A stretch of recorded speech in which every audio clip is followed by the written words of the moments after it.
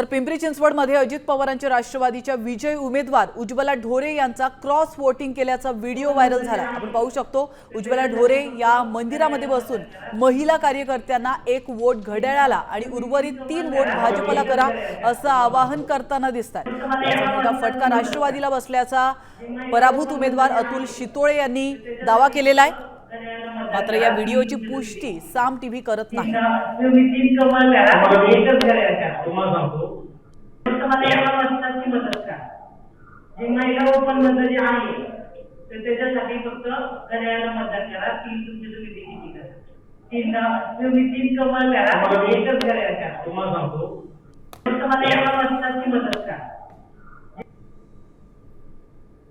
बरोबरच्या सहकाऱ्यांनी असा दगाफटका केला म्हणून आम्हाला घरी बसावं लागलं। याचा आम्हाला अत्यंत खेद वाटतो।